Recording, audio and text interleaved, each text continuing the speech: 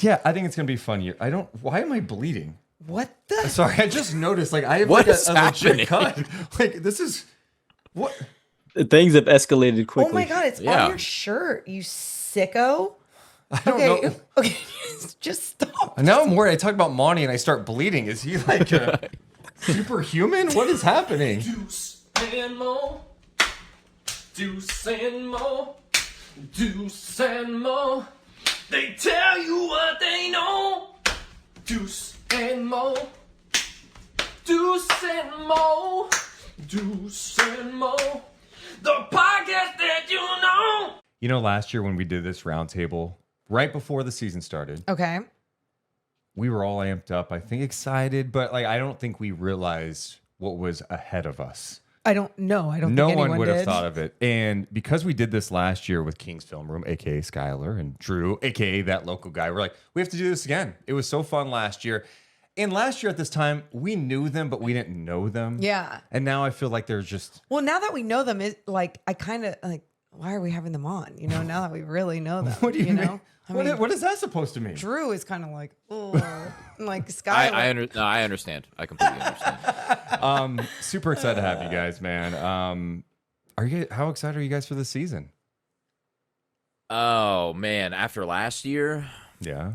pretty excited. And you know, there's a real chance that I know we'll get into it, but there's a real chance that this team may not have as good a record and may have a lower seed, but it's still going to be a lot of fun because we know here in Sacramento, if this team's even just remotely competitive, that building's going to be sold out every single night, and the whole team's going to, the whole city's going to be talking about the team. So yeah, pretty excited for another fun season of Kings basketball. Skylar. Yeah, it's easily the most excited I've ever been for a season for the Kings.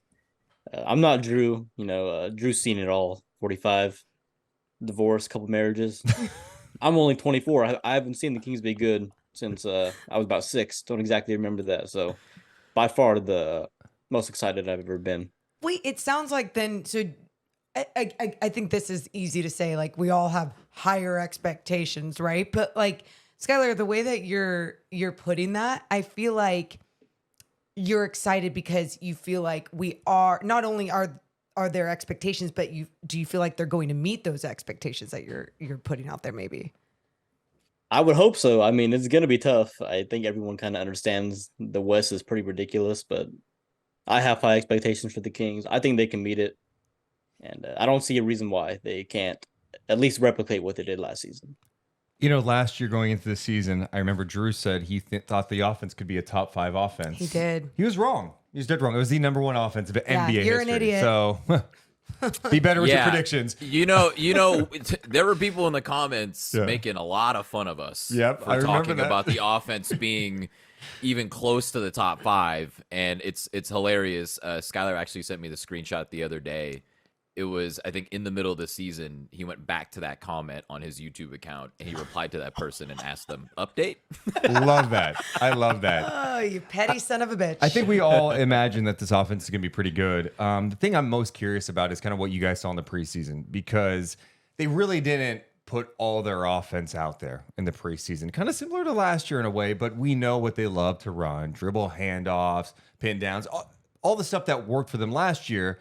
But we also saw during that playoff run against the Warriors that the Warriors did a great job limiting them. So Brown's talked about making some changes to the offense. Have you guys noticed some slight changes, some subtle changes during the preseason? Some. They have one of their favorite sets during the preseason is one where they will run a dribble handoff, guard to guard or guard to wing, and then they'll plant a post player. You mostly saw it with Domas out there. At around the free throw line extended area. And as whoever's receiving that handoff in the deep corner comes off of it, they pitch it immediately without taking a dribble to Domas. And then they'll run another DHO off of Domas as well. And then they'll immediately take that pass, or if they don't hand that ball off or if Domas doesn't hand that ball back off to the guy who receives the original handoff, that guy's just going to run off of Domas's hip and go all the way to the other side of the floor and set a pin down, and they run zoom action to the other side. That's an interesting wrinkle, and I think, Deuce, you asked a great question. I think it was either media day or like one of the first practices of the year where you asked Coach Brown, what are you going to change with the offense? And this is why we love having Coach Brown as our coach so much, because he he will answer every question that you ask way beyond the surface level with detail, even if you don't ask for it, right? And he was explaining that, hey, we made these adjustments in the playoffs. We took the dribble handoffs away from the deep corners and we started running them from half court. I think that action that I was just talking about is an action that is one of those adjustments where, okay, if we're running a dribble handoff from the deep corner and that guy's either being top blocked or he's being locked and trailed really tight, this is how we can beat it. We can just immediately alleviate pressure from the corner by just passing the ball back to Domas, which is not a bad guy to have with the ball at that area on the court, right? Because he's so good from there. And then we'll just run another DHO, or we'll just either on the strong side or we'll just go to the other side and run another one. That's one wrinkle that I've seen. I expect to see a lot more branched off of that as well. And then as far as, just like you said, it's been really vanilla during the preseason with a lot of the offense. That's really the only set I've seen that's been drastically different than anything they've run last season. They haven't run a single flex set, I don't think. I don't think I've seen a single Spain pick and roll. There's going to be a lot more of that coming. It seems like a lot of their play calls and their play sets are going to remain the same. And I expect it to kind of be just like last season where it starts off very, very simple. It's going to be, them running their 3 or 4 main base offensive concepts. And then by December, we're going to see counter on top of counter on top of counter. Two things really quick, because when you mentioned the Mike Brown thing and like how if you ask the question, like he's willing to keep going and elaborate on what he's doing. And I love that about him. He's just such a basketball person. And if you're going to ask him basketball questions, he'll go off about it. But I think everything else that you're just talking about with the offense, the last game, Jrue, I saw you and I had that unique seat where I was like second on the scores table. So I'm like really close. And I remember when Keon Ellis was in and Mike Brown is like, Keon, come here, during a free throw. And he was asking him a question about like why he didn't run here or get here on just an action. I don't even know what for sure they were running. And it was great because Keon was pushing back with, well, because I saw this, and this happen. And all that brought to my attention is that there are so many different ways to go about things and different actions within this offense. And this is just preseason. And I love that collaboration, that communication is there, and that there is so much freedom to go in different places. Mm-hmm. Definitely. Yeah. I think that says a lot about Mike Brown that, Keon, yes, he's an NBA player, but he's a two-way player who figures to be back and forth between Stockton a lot. For him to feel comfortable enough to have that dialogue with Mike Brown and to kind of, I guess in a way, challenge, what he's seeing out there versus what Keon's seeing when he's actually on the floor. I think that says a lot about Mike Brown and the kind of person that he is, that these guys are willing to have these conversations in the middle of a game when he's the coach. This is his offense. A lot of coaches would be like, how dare you question, what I'm telling you to do. But, I would imagine Mike probably didn't even really get upset. He was just like, okay, probably was like, okay, well, you're out there actually running out there. I'm not going to push back too much. I think it's really cool how there's a two-way, dialogue between the players and the coach like that. Skylar, of course, people know you as Sac Film Room on Twitter, and you're putting your face out there this year. Sac? He's putting his face and his name as he should. Beautiful. That was advice from you guys, by the way. So thank you. Well, you got to put yourself out there a little bit, and both of you guys do such great work. Of course, Jrue jokes around a lot on social media, and then people like get upset with him sometimes. But both you guys know basketball at a very high level. And I've told you before, we learn from you. We learn from Mike Brown. It's so fun. I'm curious to get your perspective on what you think this Kings offense could look like in year 2, not only with a lot of a similar cast, but also Keegan's development, just the chemistry of those guys who played together last year, maybe the addition of JaVale McGee off the bench and pick and roll with Monk. What excites you maybe about what this Kings offense could do in year 2? Well, definitely Keegan the most. I think that he flashed the most. Everything that we wanted to see out of him through Summer League preseason, he's pretty much showed us that we want to see that next step, be able to handle off the dribble and create for himself. And I think we've been seeing that. And I think it's going to be similar with Fox. Like, Fox gets his offense, he really just calls his own number. The Kings don't really run specific sets to get Fox going. He just gets it going himself. He's turns the like switch on to be aggressive. And with Keegan, I think it's going to be the same thing. But luckily for him, they do a lot of their sets are relying on movement shooters, and so Keegan's going to be able to get his own offense. Like last year, he got 12 points per game, really just off the gravity of Fox's bonus and playing within the offense. Now he's going to have to be a bit more aggressive, I think, just for himself to be a 20-point per game scorer, because I don't think the Kings are going to change much within the offense. So it's really just on Keegan to get himself going. Do you think you just said 20 points a game score? I mean, is that something you could see this year, or are you like, all right, a couple of years from now? I don't know about this year. I think it's possible. I think that with what he's flashed, I'm extremely high on him. I know Jrue is too. I'm pretty sure all of us here are high on Keegan. Yeah, so. I mean, it's sad. I get this too often when I talk about You do the Kings, like, hey, but I get take it here. I got some chills seeing Keegan first play of the preseason drive for a dunk, and then he did it again in the preseason. He got blocked so many times last year. I like sometimes cringed when he was going to the basket because I'm like, oh, just dunk it. And now he's doing that, and I know that's just one aspect, but it just seems like his game has evolved so much. And not only with that, and this kind of adds in Sabonis, that I don't know if you guys noticed that this in the preseason too, with some of their DHOs and the way that Sabonis was adding a lot more of behind the back, kind of leading them with it. And so it allowed that one extra step between Keegan and a defender, and for him to just curl off of it nicely, push the ball in front of him.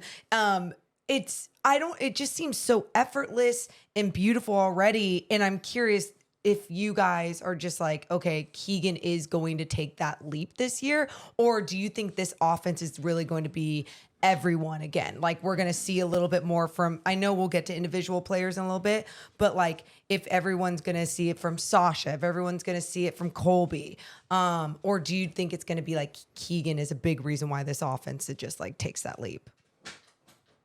Yeah, Keegan's gonna probably play a huge role in this offense taking a leap, because like Skylar was saying, he was a big part of the offense and made a huge impact on the offense the second he started last year after the first two games, right? It was the third game of the season, I believe it was. Shout out KZ Okpala, that era. Shout out KZ. Yeah, what an era. KZ walked so Keegan Murray could run. Be nice. I'm not being mean. Both of you. We're Both being, of you. We're being really nice. Yes. Continue. Casey was important to the team. He was important to the vibes too, the rest of the way, even after Keegan became a starter.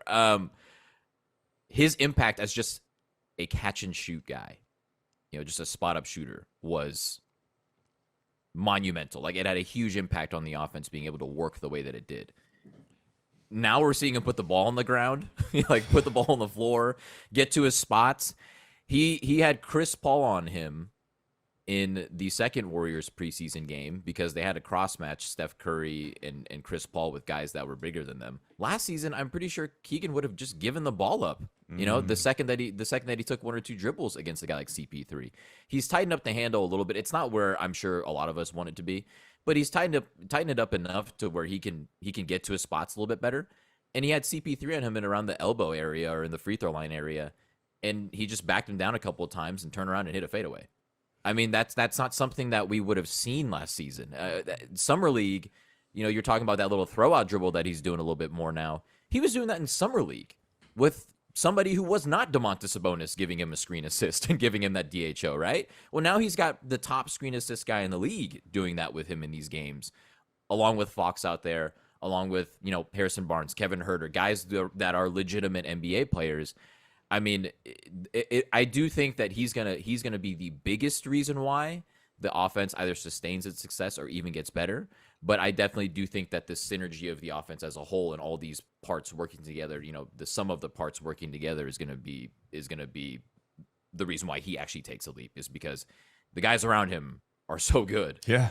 We saw what he was able to do with fringe NBA players and young draft picks in Summer League, which was score 29 and then 41 points in consecutive games. Now he's going to have, just like Skylar said, he's going to have Fox's gravity, Domas's gravity, And really, the roster construction is a little bit better this season. You know, you can stagger lineups, and without one of Fox or Thomas out there with him, he can probably still make an impact. So I'm really excited to see it. And for what it's worth, I did hear he grew to 6'9", so an inch, and For that what it's he worth. increased his vertical by 4 inches. I'm dead serious. So I don't know why you're laughing at me like that. It's just like so precise. Like I'm just telling I you. need some. And I need some actual documents to make Okay, I'm a sure liar. that this Okay, is real. I'm a liar. That's fine. You don't have to believe me, but look, he's dunking on people now. He is He's taking it dunking with on people. force. He is. And maybe he grew an inch. I don't know. I mean, It- he's still a tall guy. 6'8", 6'9", it doesn't matter, right? Yeah. But hey, he could shoot, got size, put the ball on the floor, turn around jumpers. It's nice. It's all beautiful right now. And I mean, for the most part, I love that we're saying that even after preseason. But I think something else that all of us noticed was the defensive intensity from certain individuals. And I think like as a team defense, that's something that still needs to like come together, get better and better as time goes on, build that chemistry.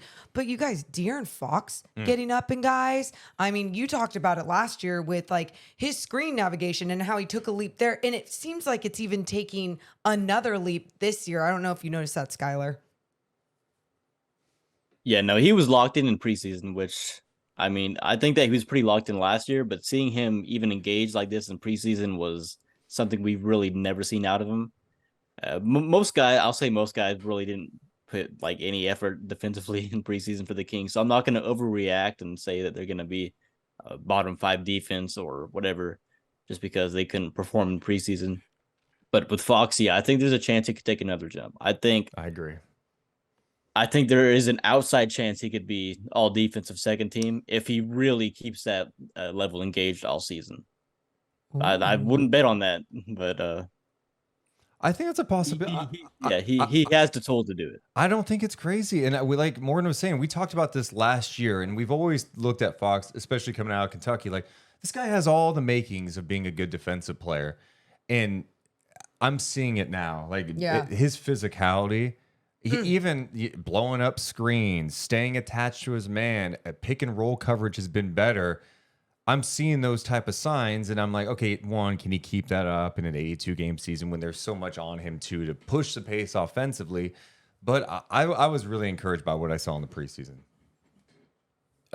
Yeah, Deuce, you guys posted a clip from a film session that you did, and you focused on a clip with Fox moving laterally, and I heard a noise from Deuce that I have never heard from anybody ever before. Yeah. So yeah, I know Deuce for sure is hyped about Fox's defensive upside this year, and just in that clip that you guys were covering alone. Yeah, I mean the tools you can just see in that clip alone. You know, like I was asking the same question last year. Where was this the first 5 years of his career, right? Yeah.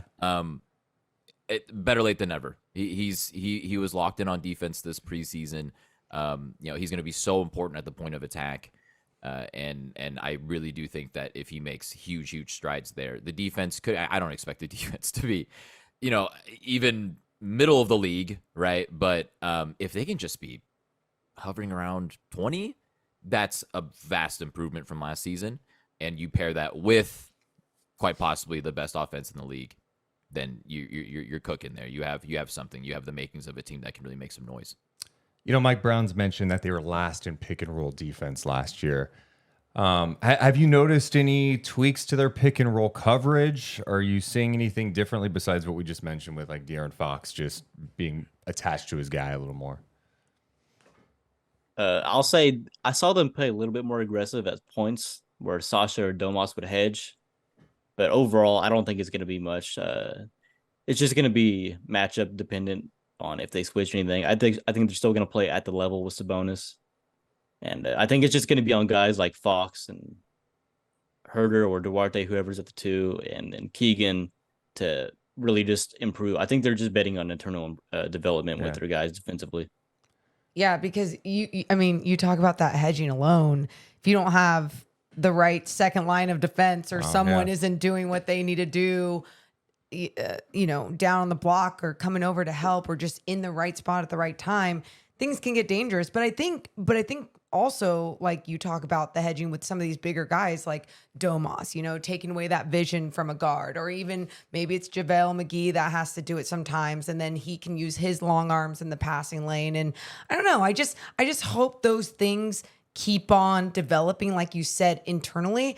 But like, look at all of us talk about this defense, and we're like, oh, can they get to 20? That would, and it's we true. we need higher expectations. But my thing is do you guys think that you're gonna have to see different individuals at some point in this season for that defense to actually take that leap, or do you think it can be done internally?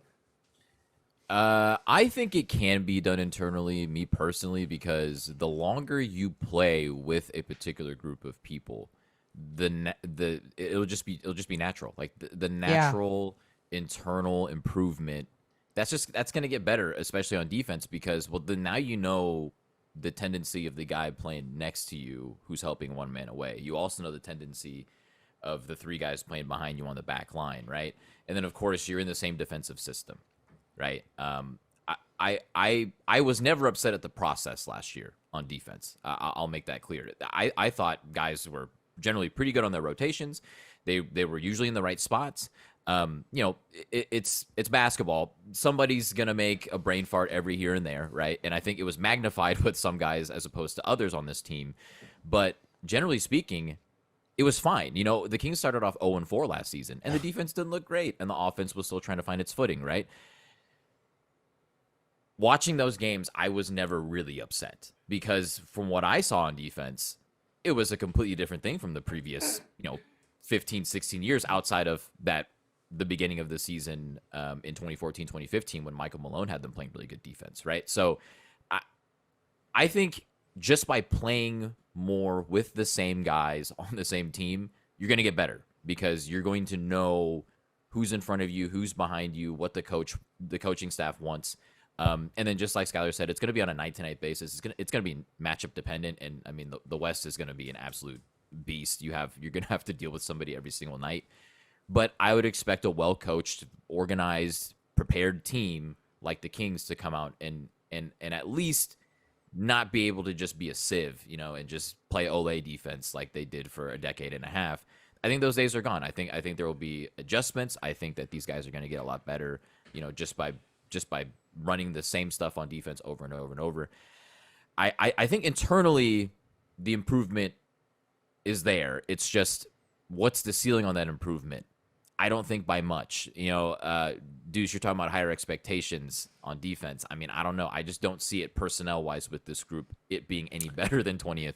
So if they do, if Monte McNair does jump at a chance to bring in somebody that can be that guy who can stay on the floor, give you tons of minutes on the court, and play both ways, that could really, really change the complexion of this team defensively.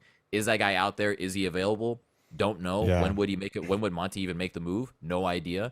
But obviously, from now until February, and I think it's players that were just signed over the summer can get traded in December, right? So, there's going to be a whole bunch of stuff that we're probably going to be watching and paying attention to as far as names out there, if this defense does come out and just plays horribly, like bottom five.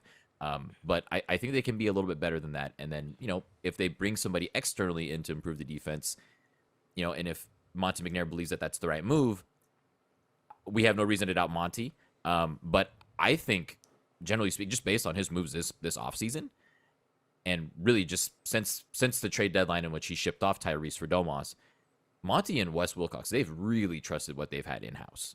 So I wouldn't expect that to change unless there's just an offer or a deal out there that they just can't say no to in order to improve this team. A couple of the new guys that are showing some signs that they can help defensively. Chris Duarte, in his limited action, has shown the ability. Like, oh, okay. I think him and Colby Jones, I think they've surprised Mike Brown a little bit. Definitely Colby. And not that, like, we didn't see what Colby did in college, but just, is that going to translate right away into the NBA? There were some great signs during the preseason for both those guys. Skylar, let's start with you. Just looking at Duarte and Colby Jones, how much do you think they can help this team this season? I'll say Duarte really surprised me a lot. I knew that he was a active defender, but looking at least his tape last year, I know he was injured and dealt with those problems all last season, so I can't really judge him solely based on that. But I thought he kind of struggled a bit. But in the preseason, he looked really good to me defensively at the point of attack, especially. He still had some lapses off ball, Yeah. but he's super physical. I see why Mike Brown likes him. I mean, it's never going to be with effort with that dude. And I really believe in a shot. I mean, he came out of college as a 45% 3-point shooter. So I've always believed in his shot. As long as he can hit shots, he has a chance. And at this point, I don't want to overreact to preseason. I might favor him at the 2 spot just because I think he really raises the defensive ceiling of that starting unit by quite a bit. With Herter, there's just way too many limitations at the point of attack. And if we're going to talk about Colby Jones, you are speaking me and Drew's language. Yes. I know you I guys know me love and him. me and him have been talking about him since like February. Yeah. Wow. As a potential option. Yeah, I mean, defensively, offensively, everything with Colby has impressed us. I don't even know where to start with him. Yeah. Because we keep talking about his feel for the game, but like I'm always curious how that's going to translate into the NBA. So you guys felt really confident right away. Yeah, Sean Miller, the coach at Xavier, I think they were one of the best half-court offense. If not, they might have been the best half-court offense in college basketball. And that's tough to do, is to have a good half-court offense in college basketball, because the talent level difference between college and the NBA is massive. Like at any given time in the NBA, you have 5 guys who can play. Like they can all play. They can do something, right? In college, it's different, right? That offense was humming and was one of the best offenses in the nation last season because of Colby Jones. You know, Colby Jones, yeah, and I've said this a million times, both on Twitter, to Skylar, to a whole bunch of people, averaging 5 assists per game, roughly 5 assists per game for a point guard in college is difficult. That's a tough number to get to. Not many people average a high amount of assists per game in college because the people around you can't always knock down their shots. They're not always going to be the most talented guys, right? Colby Jones as a wing and a secondary ball handler, technically, in that Xavier offense, averaged 4.5 assists per game. Wow. That's incredibly impressive for a guy that's not going to be initiating every set on offense. So we're talking off of second side actions. We're talking off of, when something breaks down, give Colby the ball. He'll figure something out. There were multiple times last season, both in the regular season and in their conference tournament season, and even a game in March Madness where he kind of just took over. And it wasn't just with him scoring the ball. It was him just making the right play time after time after time. And so you watch that and you think to yourself, okay, if you put him next to Domas and next to Fox, where he again doesn't have to score, because he wasn't leaned on to score all that much at Xavier. His teammate who actually played on the Kings Summer League roster, Soli Boom, he was probably the main scoring option for that team. Guy could fill it up. Colby was a big reason why he was putting up big numbers, though, as a scorer. So you already know that this guy doesn't need the ball in order to be successful, as far as being the guy that mainly handles the ball. And then now you have Fox and you have Domas and you have more shooting around him. Oh, the possibilities would be endless. And Skylar, myself, and I'm gonna keep on shouting him out because he was on Colby first, I think, out of anybody who I saw on Kings Twitter, is Bryant West of the Kings Herald, who does. Yeah. Hell yeah. If you're not following Bryant West's draft coverage every year, what are you doing? Yeah, as a what Kings are fan? you doing? He's incredible, and he was talking about Colby since probably since the new year. He was like, I like this guy, I am intrigued, and then he fell more and more in love with him, and we all freaked out when he somehow fell to 34, and Monty traded up to get him. So like what do you think that says about Monty's opinions on the guy and the organization's opinions on the guy? They think that he can be a piece, and really him falling to 34 was just an absolute gift. And you see it already, just the IQ, the acumen that he has out there. He never does too much. I thought the way Coach Brown described it after that 4th preseason game was perfect. He's quick but never rushed, and that's Colby. Just plays at his own pace, never gets sped up, always has his head up, knows how to play at a pick and roll, knows how to play off of DHOs, and when he doesn't have the ball in his hands, he knows where to space to. He knows, how to fill his lanes in order to keep spacing available for the offense. And then defensively, for a guy who's really not that athletic as far as like explosive athletic ability, his lateral movement is really, really impressive. So at 6'5", 6'6", having a guy out there who can swing 2-3, you can plug him into almost any lineup. It's just another luxury that this coaching staff has, and I think those people who are excited about Colby Jones should be very, very excited about him, because that guy is just a basketball player.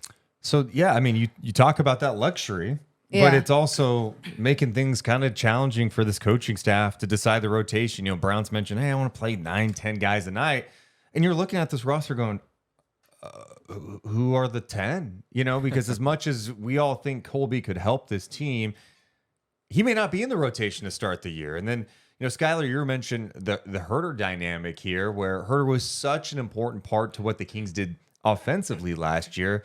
But Mike obviously sees Keegan taking a step, sees some of the offensive pieces they have here, and he's going, this could be an opportunity maybe to start someone that's better defensively, put Herter coming off the bench. My whole point is, what do you do with this rotation to start the year? I have no idea. Yeah. But I do think Colby Jones has earned a spot.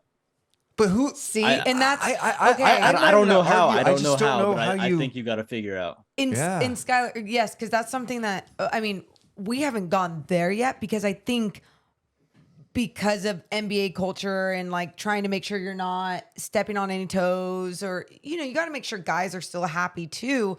So like when we do think about, they had the number one best offense, historic offense last year, and that was with Kevin Herter in that lineup. They did what they did with Kevin Herter in that starting unit, in that lineup, with Harrison Barnes in that starting lineup. And to just like stop that right in the beginning of the year would seem pretty drastic. But at the same time, what we're seeing that some of these other players can do defensively, it could happen though, right? Like this could be a possibility that we see this happen early on in the season. I think you're going to be a top 5 offense regardless of what decision you make. Okay. So knowing that, I think you sacrifice some of the offense to improve defensively. And so maybe that means starting Duarte. Maybe that means Colby Jones in the rotation. Because all these guys, if you're playing Duarte and Jones in the rotation and you add JaVale McGee on the bench, if you add, that's, I would say 3+ defenders. Colby hasn't played yet, but I still think he'll end up being a plus. That's 3+ defenders. So that significantly raises your defensive ceiling, which, like Jrue said, even with the personnel, I'm not sure what that is. Maybe league average if everything goes great. But I think that means a lot more than repeating as the league's number 1 offense. Yeah. Yeah. Jrue, what do you think about this rotation and how he's going to handle things? Of course, I think we went into the camp going, oh, it's going to be the same starting lineup, but that is clearly up in the air. And now there's obviously some pieces that probably deserve minutes. Yeah, last year on the same preview pod, we were talking about, oh, hey, some nights Trey Lyles, right? Hey, depends on the matchup. Some nights Terrence Davis, and we saw that at some points where, yeah, depending on the matchup, depending on who had the hot hand, Coach Brown would play those guys and they would be effective. Down the stretch during the regular season, Alex Len, right? Yeah. And then he made a huge impact in the playoff series because his size was a riddle that the Warriors had a little bit of difficulty solving.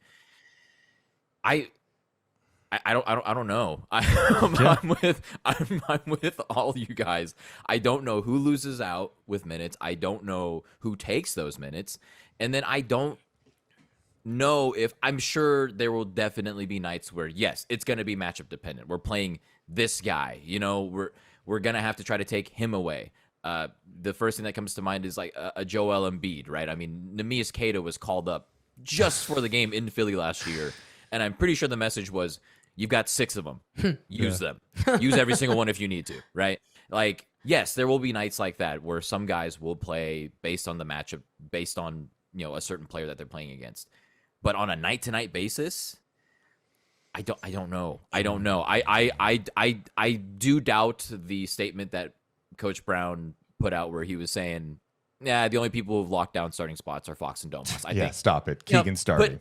Put Keegan in there. I think we can safely assume HB too. Yeah. And then it's really just that 5th spot, that shooting guard spot, that's going to be the thing that he's going to have to try to figure out on opening night. But other than that, I other than those 4 guys, I don't know who else gets like what minutes and where. Let's factor in too that all these guys are human, and I think sometimes too, when you think about someone like Kevin Herter, and when we saw those post game comments of him in the locker room after Chris Duarte started that game, and I love how he handled it. Like, I mean, he should be upset, he should be pissed off, and hopefully that lights a fire under his ass to do more. Or, you know, you would have hoped that maybe even in the offseason, that's what he was working on with his body and defensively. But then I also think about Sasha Vezenkov, you guys, and just how all the shit that they did to get that man here. And it's like, wow, his game on the defensive end isn't translating. It's preseason. I know. Let's just wait. Let the guy get the pace going on for him and everything. But at the same time, and he seems like such a good person. So he seems like he's going to be down for whatever his role is going to be. But I think that's the interesting thing to factor in here too, is just making sure that you are keeping everyone happy, because that was one of the best things about last year, the vibe. Yeah, but to add to that, can we just acknowledge that before camp, I don't think we would have predicted that we'd be like, hey, Sasha not going to be in the rotation, and you know, Colby Jones has a legit case and Duarte could be starting. Like that, we would not have said any of that shit. Except Skylar. He's on Colby Jones. No, it's just crazy. But yeah, I hear what you're saying about keeping guys engaged. Keeping the culture happy. Yeah, for sure.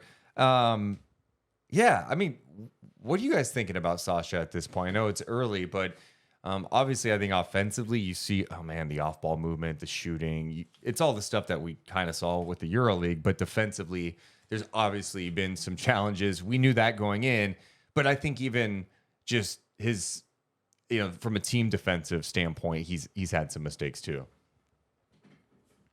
Yeah, it's going to be rough, and he's still translating. The NBA game is just so much different with the spacing and that just amount of athletes. Literally everybody is way gonna, I don't want to disrespect Sasha, but everybody's gonna be more athletic than him for the most part. But so I don't know what the rotation looks like for him. Right away, I'm not sure if he's gonna get minutes, but as time goes on, I think there's a chance we'll see Sasha and Lyles at the 5. Please give me some Lyles at the 5, please. I thought it looked great all last season. Yes. Whenever we'd go to it, whenever the Kings resorted to that to an option, they got good minutes, and I still think Brown should have gone to it a bit more. Hopefully, we see some this season, and I know there's going to be a lot of Lyles and JaVale, so it's one of those matchup dependent things. You know, I don't know what's going to happen right away. I don't think they play Sasha, but as he gets adjusted to the NBA game, I think you'll see more Sasha Lyles lineups. And the flexibility that gives you an offense is insane. We saw it at times in that Warriors game. The spacing is ridiculous, and all those dudes move off the ball. And I thought if the Kings are going to run their main offense, Lyles and Sasha are going to have to be, you know, decision makers out of the DHO game, like Sabonis was. And I thought they looked well in that. I thought Lyles did good. They're both pick and pop threats, so they're not going to roll. But again, the spacing is insane. And if they can just survive defensively, yeah, like not literally just don't allow a layup every possession, I think you're going to survive. I think you're good enough, because that offense is, with that bench unit and the amount of shooting they have, is going to be insane. Yeah, I think I know which play you're talking. There was a play that you posted, Skyler, where it was like, you know, they ran. I think one of those. It was three guys involved in the action, and it was Lyles, Sasha, and Kevin Herter. So just think about the shooting between those 3 guys, just alone. Insane. And one of them ran off of an exit screen, and then pitched the ball back up to the wing, and then Lyles just popped off of that exit screen and was just wide open because the defense was just so strained. Yeah, that'd be a lot of fun. And then the Lyles small ball 5 lineup. I mean, that saved the Kings season. Game 6 was they went to that in Game Yes. 6, and the Warriors had no answer for it.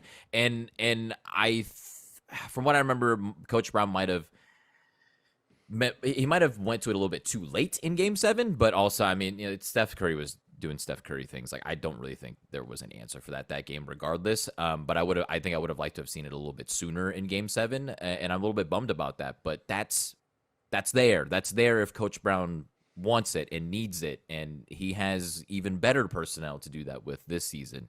So I'm excited to see Lyles or Sasha playing small ball 5. I think that'd be very, very effective offensive lineup. I mean, probably 150 offensive rating, 160 defensive rating, but as long as it's fun, right? Exactly.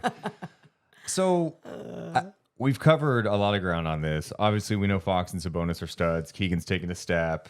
We're excited about some of the new additions. We know how crowded the West is. Like, I don't know who the shit team is in the West. Like, I was kind of like, oh, the Spurs aren't going to be very good. I don't think the Spurs are going to be great. But then you like watch Victor against the Warriors, and I'm like, I'm sorry. Like, this guy is unbelievable, and He's going to disrupt. yeah, and they'll win some games. There's some talent there. Portland, I don't think is going to be very good, but Even with Portland, like there's still some individuals on that squad where I'm like, well, don't look at it as just like another game on a Tuesday night. But the point is, there's just a lot of talent in this league. So, do you guys have kind of a win projection at this point, like a range for the Kings? I'll say I kind of held back last year. So this year I'm going to go with 50. I held back last year. Wait, what were you at last year?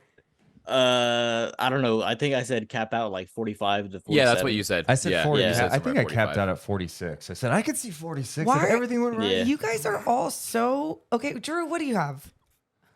Wait, hold on one second. Yeah. Are you all Morgan? Are you saying that we're all negative Nancys? Or No, we're I'm selling saying them you to- guys are like very optimistic. Like Oh, you okay. are. Yeah. No. So no, you and I are kind of on the same wavelength with this. I remember. Okay. Okay. Like Yes, I gave yes. it a ballpark. I said roughly 39 wins last year. Obviously, way low. Right. That's okay. Yeah. But this year, I think 46 wins is probably where I'm settling, and that's not a knock on the Kings. No.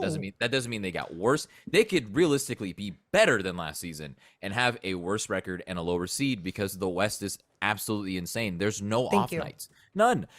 Like you said, Portland's got pieces. They've got guys that are going to be a nuisance. I don't want to play against Scoot Henderson and Ant Simons and Shaden Sharp, right? The Kings got to play them four times this year, Yeah. right? The Rockets, Yeah. they They're gonna be better. They gave the Kings trouble in 2 games last season. They're going to be significantly better because Ime Udoka is going to come in and he's going to actually, build something there with the young guys there. I mean, those guys were, they were all over the place last year with the locker room and everything like that. With especially with Jalen Green and Jabari Smith, it's like you can't have your 2 franchise cornerstones acting out in games and that type of thing. So I think he's going to nip that in the bud. They're going to be better. OKC. OKC is gonna, they're gonna be crazy. Off the strength of just Victor, last year on the same pod, I was throwing out the idea that the Kings should elegantly tank for Victor Wembanyama. Obviously, it didn't happen. I'm okay with the alternate timeline that ended up happening, but I mean, there's a reason why everybody wanted the guy. Like, have you seen what he's been doing in preseason? So, I mean, off the strength of just him, they'll win more games, or at least just be more of a nuisance. And then there are some weird teams: New Orleans, Yes. Dallas. I think those teams are kind of odd, kind of weird. It could be really good. It could be really bad. But regardless, they've got talent on those teams. They've got guys that you have to account for. So it's going to be a grind in the West. And so it's not a knock on the Kings. I'm not saying they're going to be a worse team. Again, they could be better. It's just the record might not look as good because the West is crazy. True. I'm with you. Yeah. I think the Vegas over-under is 44.5. Okay. Which I think is a really fair over-under. Yeah. Because last year they really screwed up. Yeah, there's didn't like 32 or something. Wasn't it like 32 and a half? Yeah, or it was 33? so bad. Morons. It was so bad. Easy money for those who put money on that. Yeah, I predict. Yeah, I think they're going over that mark. I'm The gonna say 44 and a half. Yeah, I'll say 45 to 50. I'm So cool with that. That's my I range. love that he like just builds. I do a range. I'm sorry, I don't go exact number. I go a last range. year you did an exact No, number. I said 40 to 46. I think actually. That's such a. Oh, you know what's funny? I think said- from 30 to 50, I think that's how many wins okay, the Kings here's why pick it's at. horseshit. Because again, see, we actually remember the conversation. All of us have referenced things from the conversation last year. You did not. It's fair. I said a range. I said God. I think if everything goes right, 46. That's kind of how it looks. I'm not being. I think they could win between 30 and 50. Look. If everything goes right this year, they stay relatively healthy. Defense is a little better. The offense is going to be dynamic. I could see them winning 50 games. Hell, they should have won 50 games last year. Sure. They threw a couple of games at the end. You're like, why'd you lose at home to the Spurs? Like Yeah. Champagne Yeah, dominate? and then it led to me tweeting out that I broke my TV in front of my son, and then Monty McNair saw the tweets and then had to apologize to me a few days later when they actually clinched the division. I was like, oh, okay. Monty McNair, known Deuce and Mo listener, Monty McNair. I don't know. Monty, he may listen, and if he's hearing this now, come on the podcast, you coward. I mean, I've told him so many times. I'm like, honestly, no, actually, I take it back. I don't even want him on the podcast anymore. I like this. I like this. We don't need him. You know what? Ew, neither do I. Hey, would have been great. You just won executive of the year. It may not go any higher for you here. This would have been the time. This would have been the time to walk out of the Deuce and Mo podcast studio and be like, wow, everyone loves me. Yeah. But no, you don't get that moment. Yeah, I think it's gonna be fun year. Why am I bleeding? What the? Sorry, I just noticed. Like, I have What like is a legit happening? cut. Like, this is what? Things have escalated quickly. Oh my God, it's on your shirt, you sicko. I don't know. Okay, just stop. Now I'm worried. I talk about Monty and I start bleeding. Is he like superhuman? What is happening? What the hell? He's got a voodoo doll in his office. Yes, dude. Okay. I think it's gonna be a fun year, and I think the other exciting part is, like, I think we all acknowledge some of the same limitations still exist, right? Defensively, at the wing spot. But I think the Kings are in a position that they could potentially take a swing at something. And I was looking at the contracts the other day. I'm like, they just picked up Duarte's option for next year. That's $5.8 million. And then if Colby hits, dude, Colby's making like $2 million a year the next 4 years. So that could have a major ramifications on kind of what the Kings do going forward. Yeah. Now that we've got the negative aspects of money out of the way, he's left the Kings with some insane options and flexibility. They can really go any direction they want. Between now and next summer, they have so many options. They could make a swing, or if everything goes well, maybe you don't have to. But then you definitely have the ability to go and get maybe not a huge fish, but you can get somebody that can really help you. Yeah, he always says that. I don't think it's an actual word, optionality. Yeah. He always uses that word or not word. And he's like stayed true to it. He and Wes Wilcox and the rest of that front office, they really, really have held themselves to that standard. Is we want flexibility short term and long term. We're not going to do anything that's gonna give away a whole bunch of assets in the future. We're not going to mortgage our future for something that's a short-term fix, and then we're not just going to go out and sign some guy to some max 2-year deal or something like that just to kind of put a band-aid on a problem that we know will just be ripped off in a couple of years, right? Yes. So I love that about Monty. I love that about him, Wes, the rest of the front office, and yeah, they've allowed themselves so much flexibility and so many options can come from this because they have been patient and that they have been pretty. There have been very few missteps since the Sabonis Halliburton trade, which everybody thought the franchise was dead after that trade, right? So since then, he has not made like a single misstep, in my opinion, and maybe some moves on the margins, but it nothing that really impacts the team. And then based on what he was doing this past summer, I think the philosophy just remains the same. I'm going to trust what I have. I'm not going to do anything that's going to tie up any more draft assets. They have one first round pick tied up right now. That's, that might go to the Hawks next summer. If the Kings continue on this trajectory, that'll be gone. Then they have their draft capital flexibility back to trade picks in the future. Other than that, nothing other than salary committed to Fox and Domas for the long term. Not much else. So yeah, I think it's pretty exciting, the prospect of maybe bringing in somebody else at the trade deadline or maybe even next summer. But regardless, Monty has done a really, really good job of just leaving this team in a good position for, if the moment is there and if it's something that he should strike with, he will.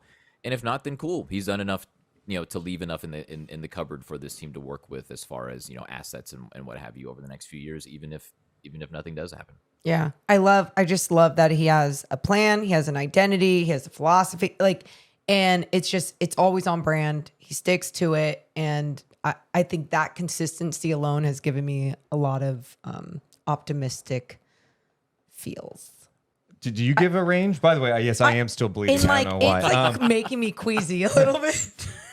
I don't know what happened. The range is. I'm sitting here doing a podcast and I just start bleeding. That's weird. But do you have a win range? Because everyone else kind of threw one out there. Do you? Mine is Drew's.